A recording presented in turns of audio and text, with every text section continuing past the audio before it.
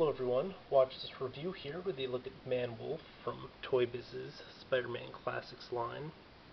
I am shooting this on my normal camera because I've tried shooting this review 3 or 4 times on the iCam, but for some reason the PS3 or this thing is randomly malfunctioning on me. It has been for quite a few reviews recently. So I am going with the sort of inferior sound model. Now, for those of you who don't really remember the Spider-Man Classics line or aren't all that familiar with it, it was kind of the predecessor to the whole Marvel Legends line. It came out the year or two before and then, ran basically the duration of Marvel Legends. However, it's more geared towards children, I believe.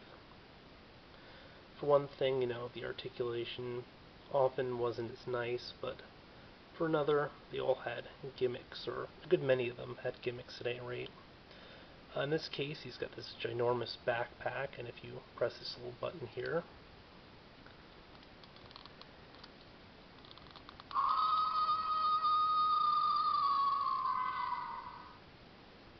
yeah. Now, I'm not sure if the character really uses a backpack like this in the comics or anything, so I might not be able to complain about it too much, but I will anyway, just because it kind of strikes me as being kind of ugly and, occasionally messes up the whole balance. The bigger issue is just the fact that he loses all head articulation as a result, which is a tremendous shame for a werewolf figure. Because, being able to slant their heads forward for sort of lunging positions is always really cool. In addition to, being able to turn the head side to side. And all that's just so we can open his mouth when you press that stupid button. Now, for those of you not familiar with Man-Wolf, not to be confused with Werewolf by Night or Accountant by Day, this is John Jameson, the astronaut son of publishing magnate J. Jonah Jameson, who, while in his space travels, I'm just going to go with space travels. He's a cosmonaut, folks, exploring the cosmos. He ends up finding a magic gem on either it was the moon or Mars. I'm totally drawing a blank on this, and it fuses with his body, and then whenever moonlight or something strikes the gem, he turns into a werewolf.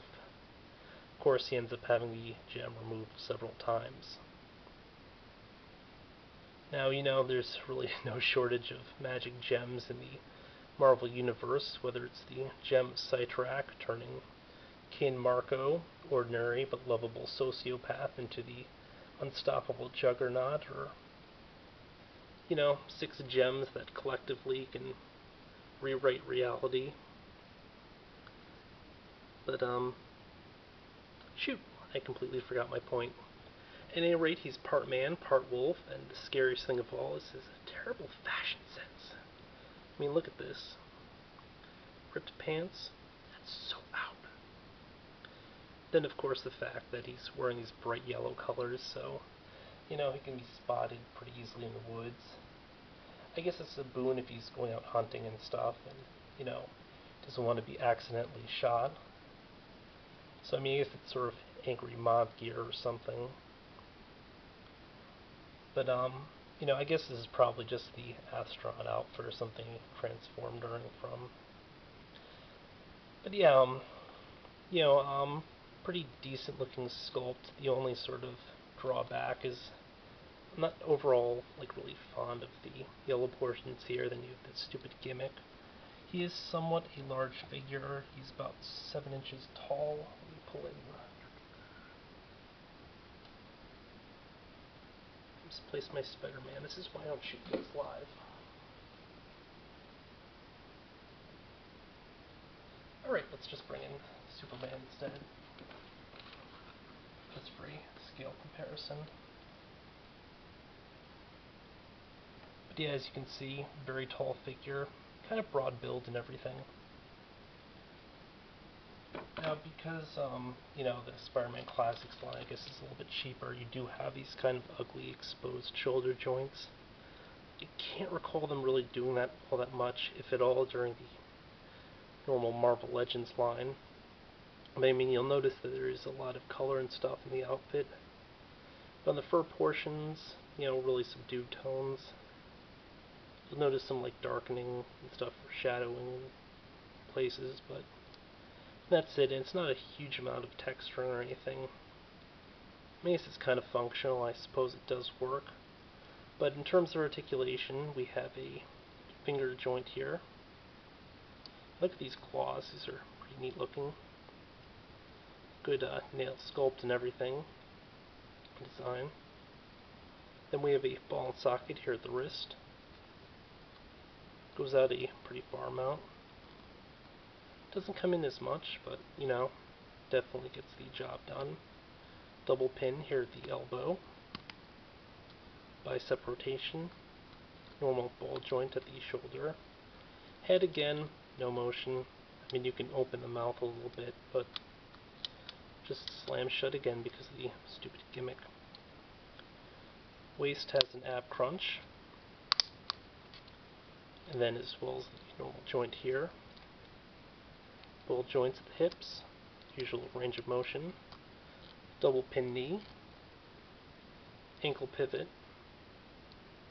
Very slight though. And then we have a toe joint in addition to the forward back. All in all, I mean, it's not a character that I'm really familiar with, but I thought he was a kind of wicked-looking werewolf. The only kind of downside, again, is just the really bright colors and stuff, but yeah, I mean, that's how the character looks, probably. I mean, it's just sort of a downer for me, considering that I picked him up more as a general werewolf and stuff quite some time ago, but it's kind of almost unremarkable figure that you buy, then sometimes later it ends up on the shelf, and then you almost forget that you picked him up at some point. But yeah, this has been a look at Man-Wolf from the Spiderman Classics line. I mean, he's a kind of okay figure. Decent amount of articulation. You can do, quite a few poses and stuff. But the big downside is the fact you have no head articulation, which does kind of wreck a lot of those poses. Because, I mean, just think how awesome he'd look right now if that head was able to sort of slant forward. Look like he's ready to pounce instead of like he lost something. He's trying to find maybe his contact lenses or something because he's a nearsighted alien and needs it for the corrective vision. Sorry, nearsighted werewolf. Did I say alien? I might have said alien. I miss being able to edit. But yeah, until next time, folks.